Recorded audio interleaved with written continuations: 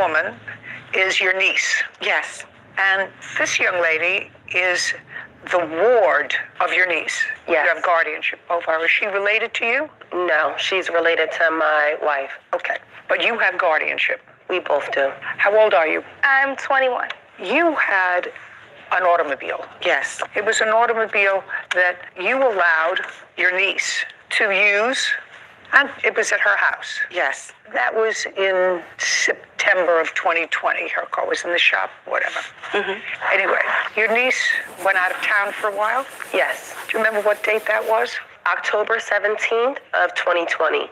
And prior to your going out of town, had Miss Scales ever driven the car? No. Had you ever given her permission to drive the car? No. And Miss Scales, there did come a time in October of 2020 that you took the car. Yes. Tell me how you managed to get a hold of the car. So the keys, we have a key hook in the front of our house, and I just used the keys there. Did you ask anyone? No. Tell me why. I had a scare that I was afraid to do by myself. What kind of scare? A pregnancy scare. Okay.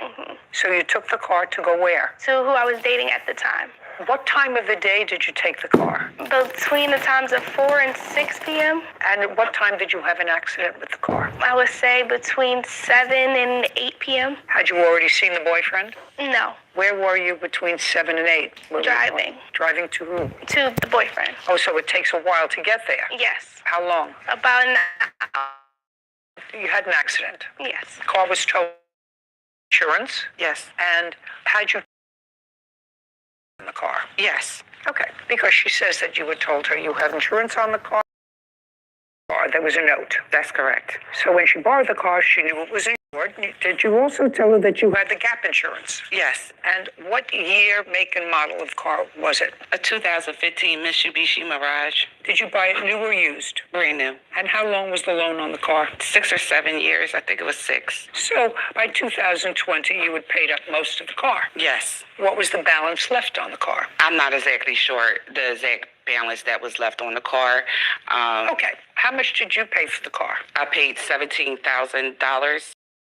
Finance that, so that's not with the finance charges. Okay, so you paid 17. How much of a down payment did you put down? I didn't put any money down on it. So in 5 years between 2015 and 2017, you paid off about 80% of the car. Yes. What's the car worth now?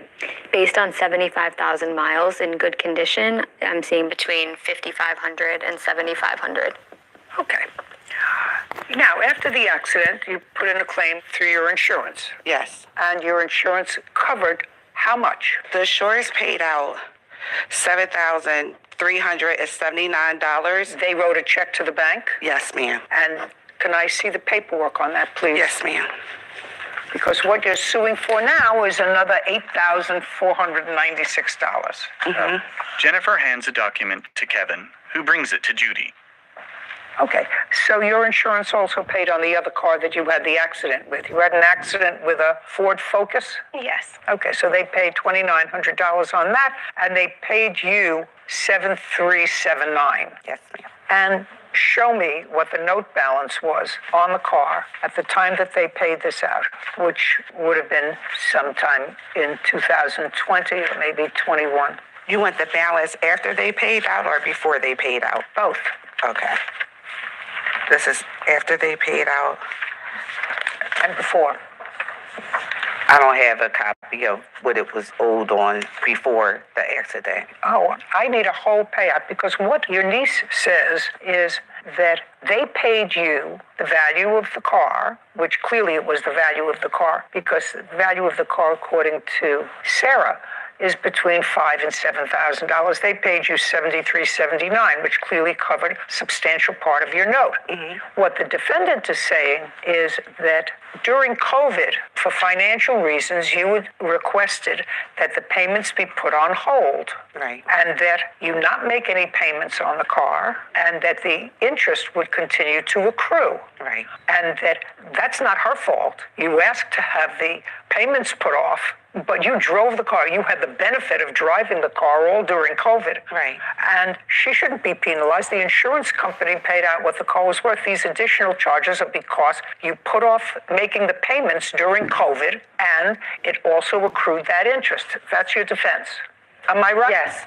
That I have to see. Okay. I don't want to hear it.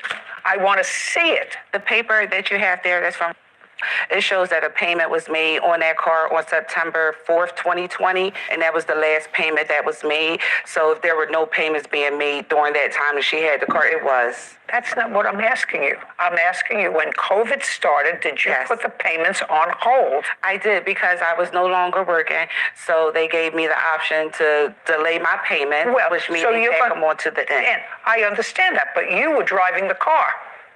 You were driving the car. She's not going to pay for that. But she had the car from the beginning of September, and she was only supposed to have it for 3 days when her car got fixed. It doesn't matter. First of all, you didn't bring me the documentation that I need.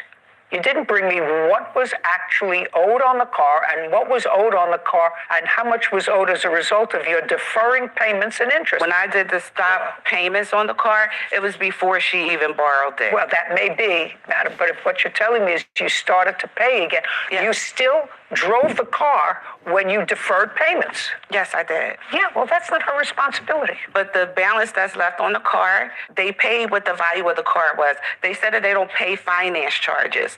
So there was a balance of Well, the finance charges were finance charges that accrued, and you don't have the paperwork for me here. $3,700 worth of finance charge for 2 months. No, that's not for 2 months. I don't know what the finance charges were for. It doesn't say that. You don't have the paperwork here. You don't have the right paperwork. So you have to understand something. What you're suing her for is $8,496. First of all, the car is only worth $5,000. You got $7,300 that the insurance company paid directly to the lender. And I don't have what you owed here before the accident.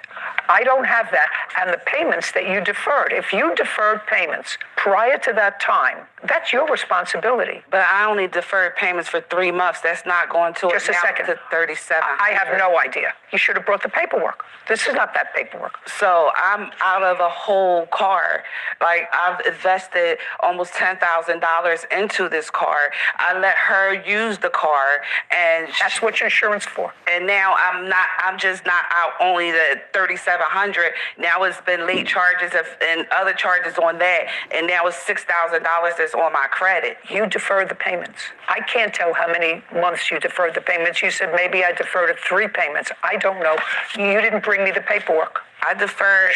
You can't tell me. Caption coming up. If she would have never had the car, then I would have been responsible totally to pay all of that amount. It's cost me more than just this amount that's still on my credit. She didn't do anything wrong so far. I mean, you had the 21-year-old girl who shouldn't have taken the car keys without permission. And later today, You write to her that you saw her take some stuff, and you say to her, so don't tell me you don't steal from me. Friends don't steal from friends, so I won't burn you for what I borrowed. You should think twice before you steal from, because I could say, I'm not giving you nothing. A woman shakes her head. A courthouse. The Judy Justice logo appears. In the courtroom, Jennifer and Ari. Jennifer Laws claims her niece, Janelle Laws, and her stepdaughter, Ari Scales, owe the balance on her car after Ari totaled it in an accident. She says you deferred the payments. That was the reason for these overages, which I could